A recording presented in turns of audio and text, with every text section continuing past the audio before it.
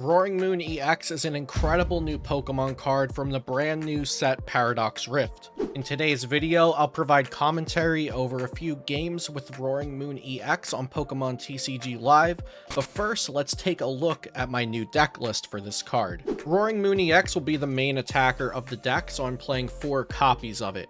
Roaring Moon EX has 230 HP and 2 really strong attacks. Frenzied Gouging instantly knocks out the defending Pokemon, but you do have to do 200 damage to yourself, so use this attack sparingly and only when it's necessary. Calamity Storm does 100 damage for the same energy cost as Frenzied Gouging, but you may discard a Stadium card to do 120 more, so Calamity Storm can do a max of 220 damage, which is a really good number to hit in the standard format.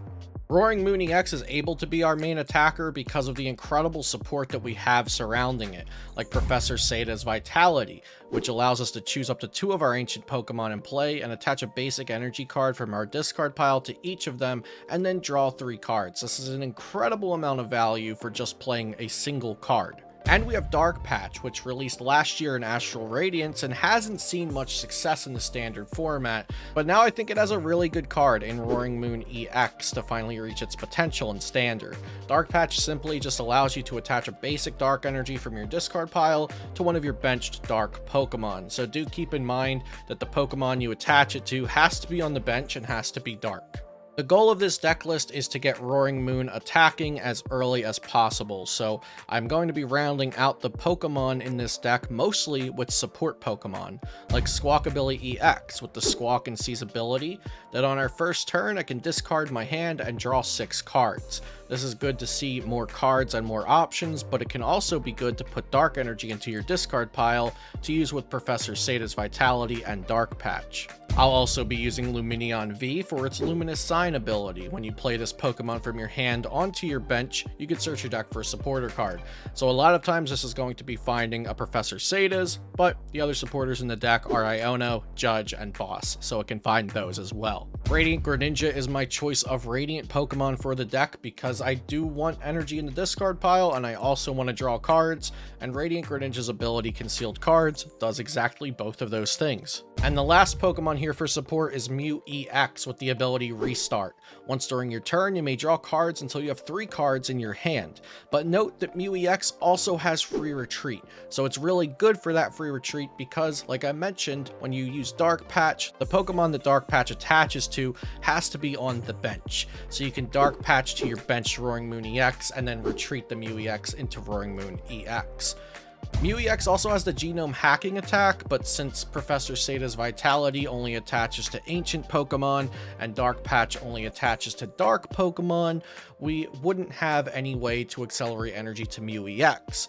That is, until I present Morpeko. Morpeko is another new card from Paradox Rift and it has the ability In a Hungry Hurry. If this Pokemon has no energy attached, it has no retreat cost, which is a nice little ability to have. Like I mentioned, free retreat's going to be really useful in this deck. But Morpeko is here to provide a single prize attacker. It has the Energizer Wheel attack. For 2 dark energy, it does 70 damage, and then you move 2 dark energy from this Pokemon to one of your benched Pokemon.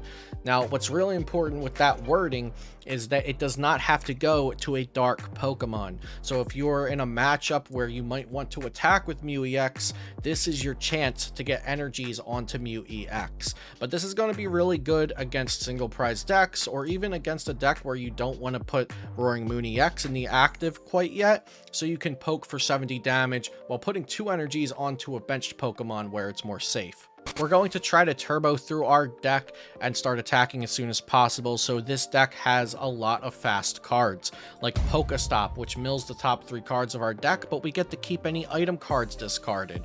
4 Ultra Ball, 4 Battle VIP Pass, and 4 of the new Earthen Vessel. You have to discard a card from your hand to use this, but then you get to search your deck for 2 basic energies. Again, we want energies to attach, and we also want energies in our discard pile, and Earthen Vessel is a great way to make that happen. The last new card to mention here is Ancient Booster Energy Capsule. This is going to bring Roaring Moon EX up from 230 HP all the way to 290 HP and it recovers from all special conditions and can't be affected by any more special conditions. This makes Roaring Moon EX go from a very aggressive attacker to a very tanky and very aggressive attacker. I'm very excited to get into some gameplay with Roaring Moon EX on Pokemon TCG Live, but first, don't forget to subscribe to my channel for more Pokemon TCG content. If you enjoyed the video today and you'd like to support my channel, you can find coupon codes and affiliate links in the description down below. Now let's get into some gameplay with the brand new Roaring Moon EX. I won the coin flip and I'm going to choose to go second. I'm not really sure yet how many matchups we want to go first and want to go second against, so going blind right now, I'd prefer to just choose second with this deck since I am looking to show off and kind of limit test its turn 1 aggression. And we started with Morpeko really good because it has the In a Hungry Hurry ability, so as long as we're not playing against Iron Valiant, which can donk us, then Morpeko's a great starter. The opponent battle passes for Iron Valiant EX and Rapid Strike Urshifu V, so let's see what they can do with this turn. It looks like they're not going to be able to do much, thankfully, so we're not going to get donked by quadruple Tachyon Bits this turn. And they did start out with Drapion V, which is going to be a useless card for them in this matchup. So I'm going to start with Earthen Vessel to get rid of a Dark Energy and search for 2 more Dark Energies. And then I can Ultra Ball for... let's see, do I want to get rid of both of these energies? Yeah, that's fine. So I can Ultra Ball for a Roaring Moon. That way, if I have to Professor Sada's just for 1, that's fine. It's not ideal, but it's better than nothing. And then we'll PokéStop here before we do anything else. Oh man, that's rough. I was really looking for a Battle VIP Pass. We can still find a Battle VIP Pass with Professor Sada, but first I'm going to Earthen Vessel away this boss and thin out the deck a little bit more. So we have 4 energies in the discard, 2 in hand. That means we prized 3 Dark Energies this game. So we'll go ahead. Professor Sada can only do it to the 1 Roaring Moon, but that helps out a lot. So I found Dark Patch, and I can attach an energy, and I don't need to use this Switch Cart because we have Morpeko's In a Hungry Hurry, so I can just retreat. And then we're going to Calamity Storm, discarding the PokéStop and knocking out the Drapion V. Like I said, the Drapion V is pretty useless for my opponent here. That's for the Mew VMAX matchup. But we'll take the 2 prizes, especially since I don't think my opponent's going to be able to return knockout on my Roaring Moon EX this turn. So we'll see the Fighting Energy attachment and now an Escape Rope, bringing up my Morpeko, and the opponent promotes their Iron Valiant EX, of course, to utilize the Tachyon Bits ability. And Professor's Research away another Drapion V Battle Pass and a TM De-Evolution, so they probably just drew into that Battle Pass now a little late. Benches another Iron Valiant EX and now Nest Ball. Let's see what they can get with this. Is it another Iron Valiant? Is it a Medicham V? It is a Medicham V. They already attached to their Urshifu V this turn with that basic fighting energy though, so we don't have to worry about the Medicham V attacking on this turn. Okay, so they play Escape Rope, and we'll see a Strafe here for 30, switching into another Iron Valiant EX, so they can utilize that Tachyon Bits ability. Good on Pokemon TCG Live for that interaction working on day 1 of the set, by the way. Alright, so if I could rip a boss's orders... Well, I can't because my 1 boss's orders is in the discard pile, so that's not going to be an option. Let's Pokégear and see what we get. We get either Judge or another Professor Sada's, but here's the thing. The Professor Sada's does not really do much for me, so what I'm going to do here is grab the Judge, but before I play Judge, I'm going to use both of these Switch Carts, healing 30 off the Roaring Moon and 30 off the Morpeko. I think that's actually really strong. And then I could attach here because I do play Energy Switch. I haven't used the Energy Switch yet, but this Morpeko will probably go down to Tachyon Bits plus Yoga Loop eventually. So we're just going to go ahead and hit this Judge. All right, I get PokéStop. That's pretty good. So let's play this down, and that also means the Calamity Storm will knock out the Iron Valiant, so PokéStop is perfect. And I get an Ultra Ball. I lose Mew EX, and I lose... What else do we lose there? Another Professor Sada? So I could Ultra Ball for Roaring Moon EX, and then Dark Patch to it. But I would have to get rid of Pal Pad and Professor Sada's Vitality, which I don't want to do. So in this case, I could Pal Pad back the boss, I could Pal Pad back the judge, but I think I'm just going to announce Calamity Storm, discarding the PokéStop, and doing 220 damage to the Iron Valiant EX. So I already have a 2 to 6 prize card lead. My opponent can likely put together a Yoga Loop turn if they can draw enough cards to make that happen, but I'm pretty sure this is going to be a win for good old Roaring Moon EX. The opponent does find a Rapid Strike Energy for their Medicham V, and my Morpeko is now up to 3 damage counters. They'll activate one more Tachyon Bits, so it looks like they'll be able to make this happen if they can just switch into that Medicham V. They'll get an entire extra turn out of this. But then the question is, can they knock out my Roaring Moon EX next turn? Roaring Moon EX is weak to grass, not fighting, which is very good for me since I'm playing Roaring Moon EX against fighting Pokemon.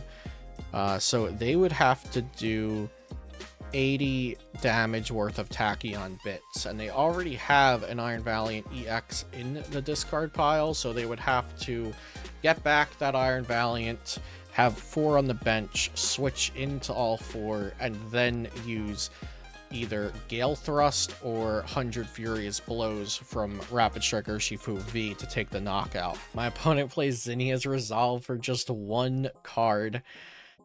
And let's see what they can piece together here. I'm pretty sure I just have the win next turn. So there's Tachyon Bits, 2 damage counters on Roaring Moon EX, Tachyon Bits, 2 more going up to 40. And yeah, it's very likely they could just miss by 20 damage, which would mean that I believe those Switch Carts I played earlier would have made a world of difference. Winning this game could have come down to those Switch Carts, actually. And just a pass, and yeah, I can bench another Roaring Moon and then announce Frenzied Gouging. My active Roaring Moon will be KO'd, but it does not matter. I have another benched Pokemon now. So instant KO on their Iron Valiant EX, and that's the game. My opponent mulligans, so I get to draw an extra card, and my opponent won the coin flip and chose to go first with Iron Valiant EX in the active. This is truly looking like the latter is a battle between the future Pokemon and the ancient Pokemon. But I do think that the bulk Roaring Moon EX has is quite good against Iron Valiant EX. So the opponent goes Battle Pass for Squawkabilly EX and Rapid Strike Urshifu V. They have a Forest Stone on the Urshifu V already, so if they don't need to use that this turn, that'll be very good for them next turn. And then Squawk and Seize, so there's why they attached the Rapid Strike and the Forest Stone. They didn't want to discard them away. Benches a 3rd Iron Valiant EX now. And Battle Pass, potentially for the 4th Iron Valiant, or they could be leaving it open for Medicham V. And so, yeah, there's the Medicham V. Coming down, do they have switching cards? They don't, so 0 Tachyon Bits announced on turn 1. That is really unfortunate for the opponent. But now onto my side, I have a lot that I can do.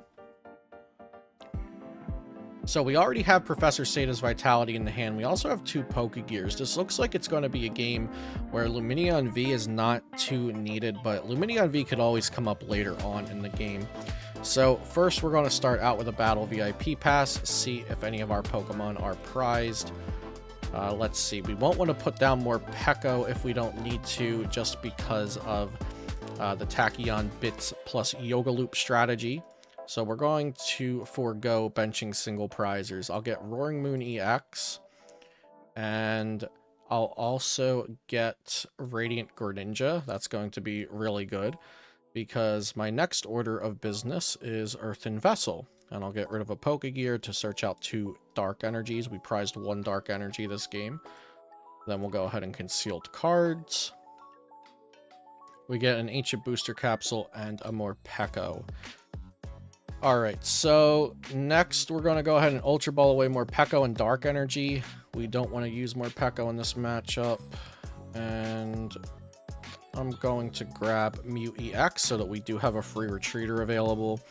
And before I use Professor Sada's, let's make sure first I do have the 2 basic energies, and I also want to use Pokégear because I don't necessarily want to draw into more supporters. So let's go ahead and Pokégear that supporter out of the deck. And then I'll use Professor Sada's to attach a Dark Energy to each of my Roaring Moons. And I get an Energy Switch, which can definitely be helpful. Battle Pass and Ultra Ball, I could go ahead and do a Squawkabilly EX this turn. Let's first try this PokéStop out and see if that gets us the cards that we need. PokéStop gets me an Earthen Vessel. So yeah, Earthen Vessel will work for sure. Earthen Vessel is good. So I'm going to Earthen Vessel away Ultra Ball because we haven't attached for turn yet. So we can have a turn attachment plus Energy Switch, and we'll be good to go to take a knockout here. So attach active, Energy Switch. We don't even need a Dark Patch this turn. I will bench the Mew EX so we have that available, and I'm also going to attach Ancient Booster Energy Capsule to my active Roaring Moon. And we'll go ahead and use this Battle VIP Pass before it is no longer usable. And I'm just going to get 1 Roaring Moon EX. And then we'll go ahead and Calamity Storm. 220 knockout Iron Valiant EX for 2 prize cards. 290 HP, doing 220 damage on the first turn of the game.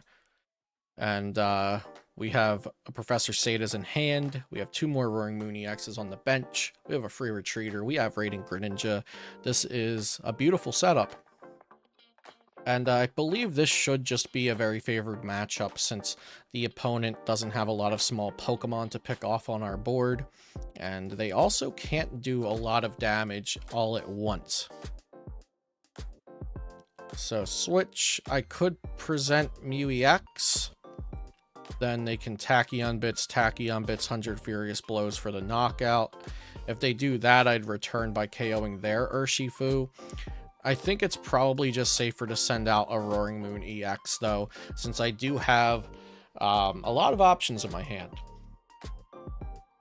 I should be able to draw another Cross Switcher or an Escape Rope or a Switch Cart, something to get the active Roaring Moon EX out of there. Nice. And the opponent just uses Professor's Research, so I'll get to keep my hand.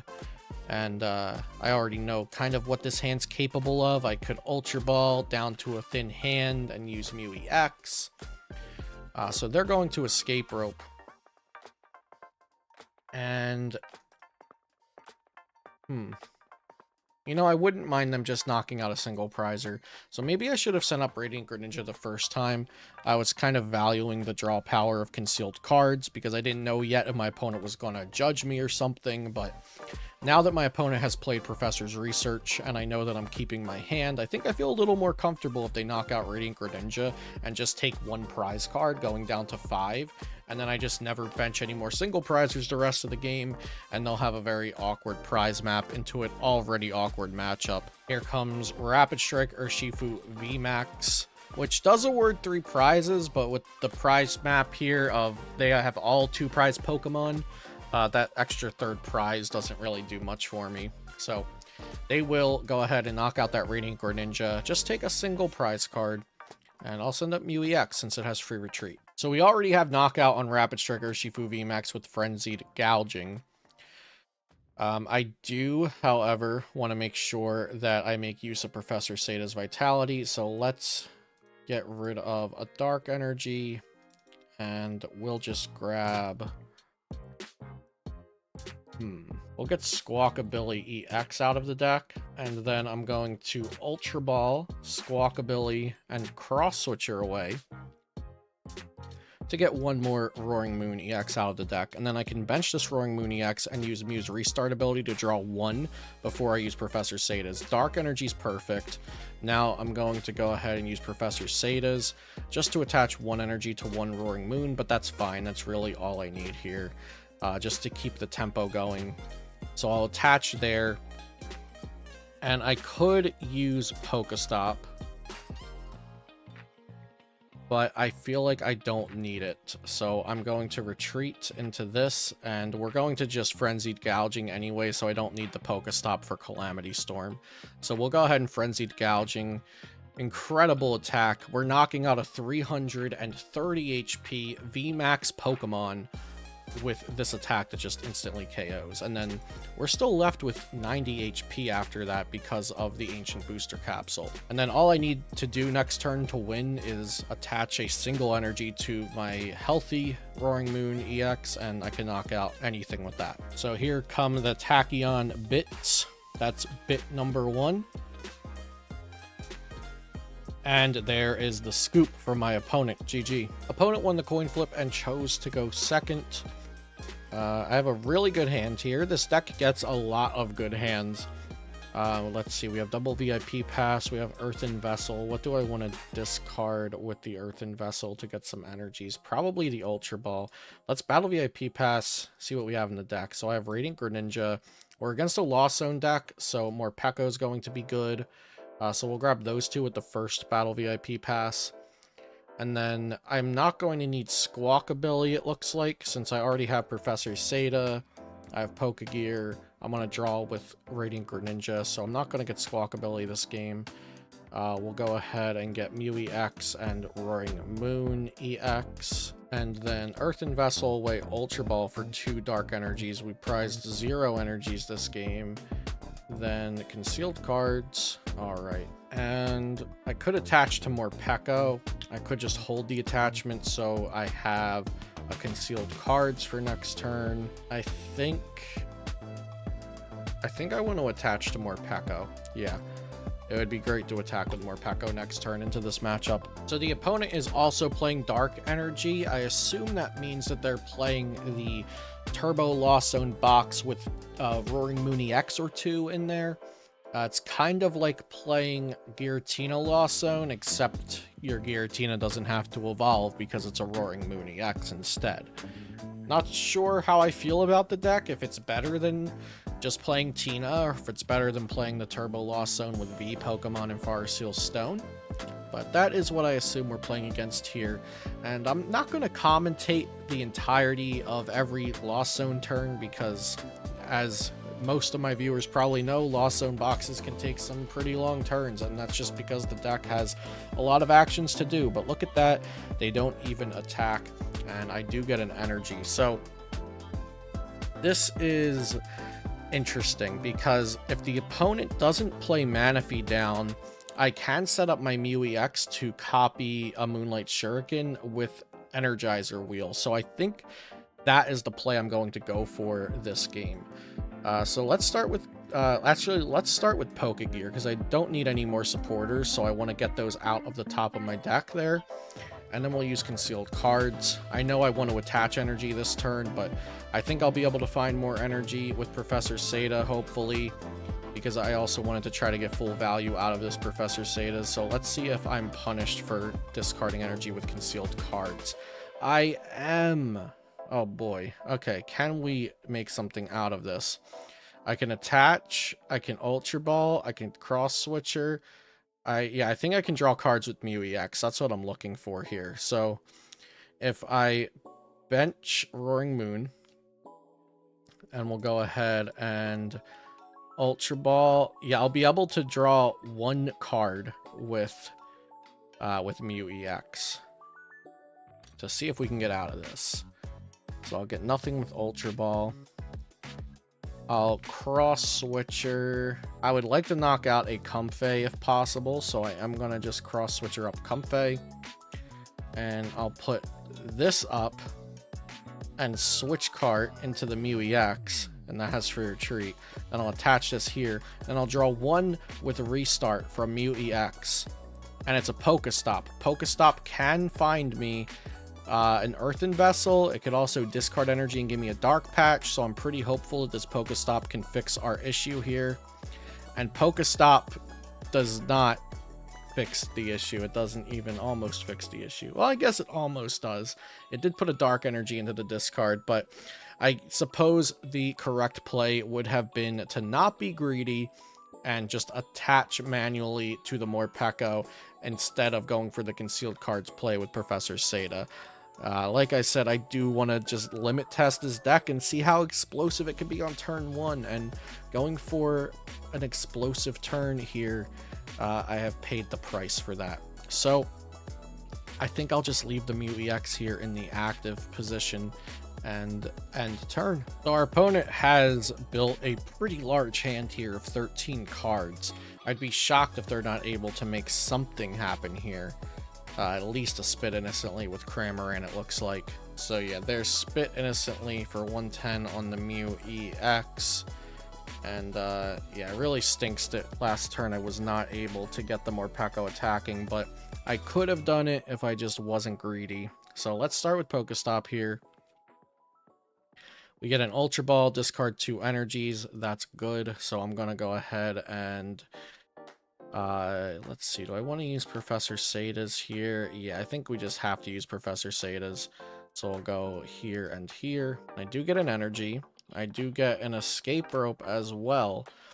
So I could Escape Rope. They might not bring up the Greninja, and then that will allow me to use Energizer Wheel. So let's... yeah, let's Escape Rope. I'm not going to retreat the Mew EX first or anything. Something to note is that Morpeko does not have free retreat right now because it does have energy on it. Awesome. They sent up the Comfey. I'll do this. Now, I definitely am risking that they will use Moonlight Shuriken on this upcoming turn. They're down, let's see. Actually, they've shown no sign of playing Water Energy, I believe. They have 3 Dark and a Psychic in the discard. They have a Jet Energy on their Cramorant. Maybe they don't play Water Energy.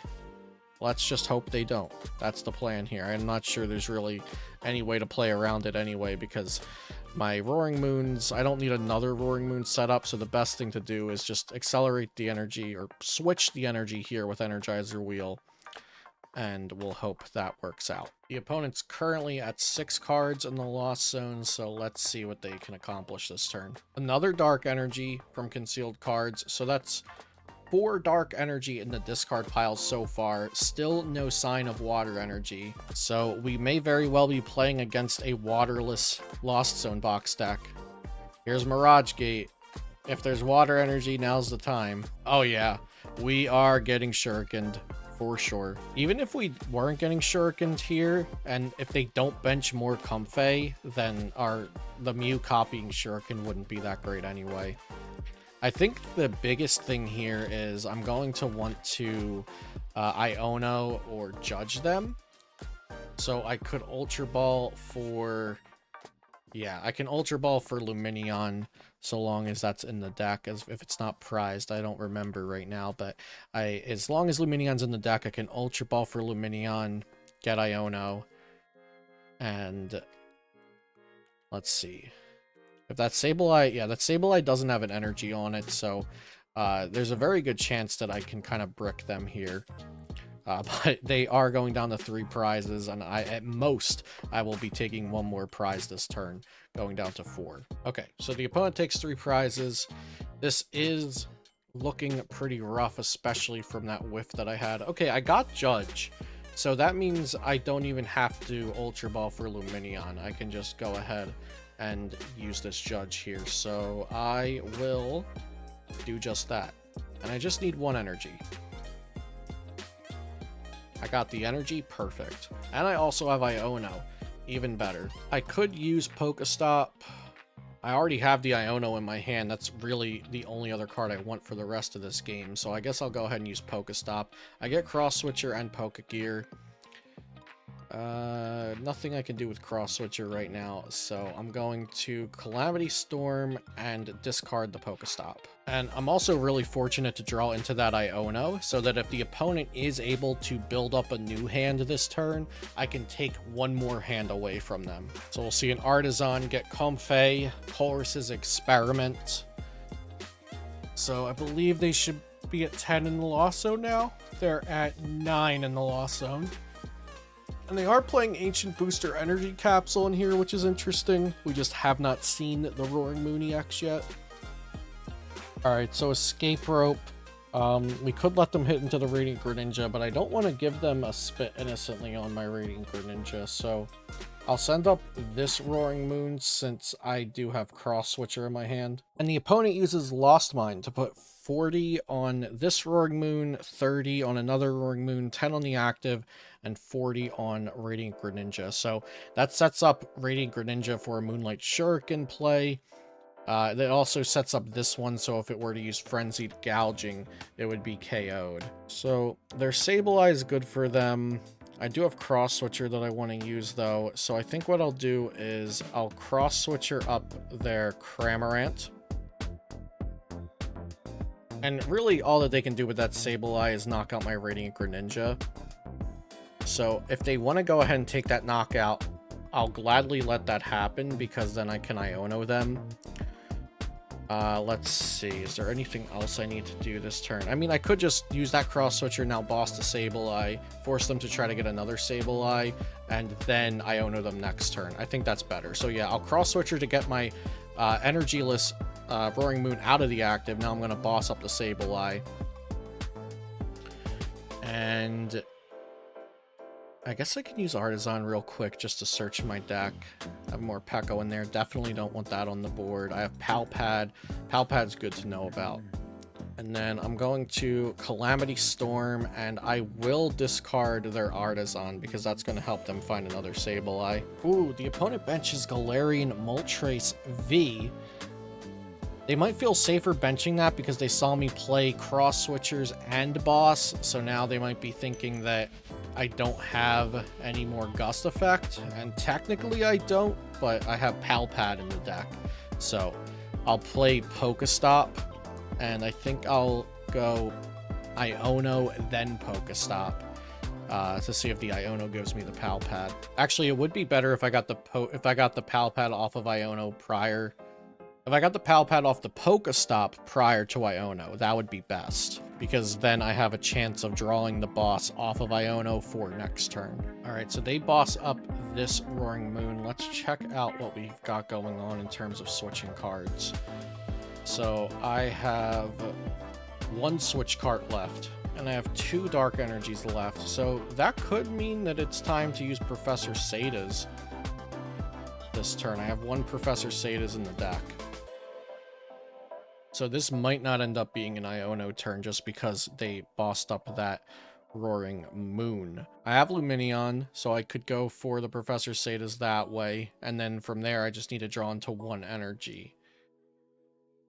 Okay, let's first try with Pokégear. We don't get it. Alright, that means I think it has to be Lumineon if we want to really guarantee this. I mean, or I could PokéStop and look for my last Switch Cart.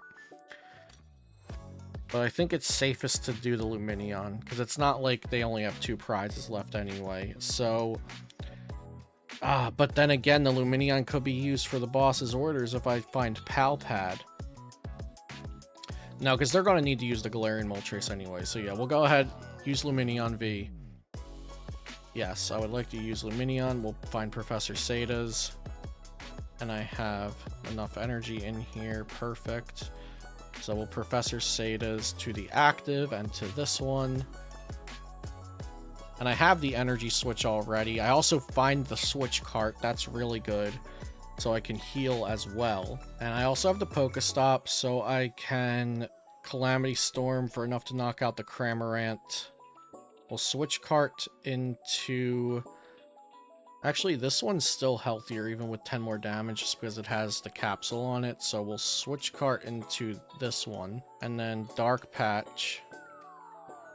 And I don't even need to use the Energy Switch. And then I'll play PokéStop. I'll use PokéStop, looking for Pal Pad. I don't find Pal Pad. Earthen Vessel I don't need. Okay, and then we will Calamity Storm the Cramorant and discard the PokéStop. The opponent plays Colress. They don't need more cards in the Lost Zone, but they're definitely looking for some sort of combo.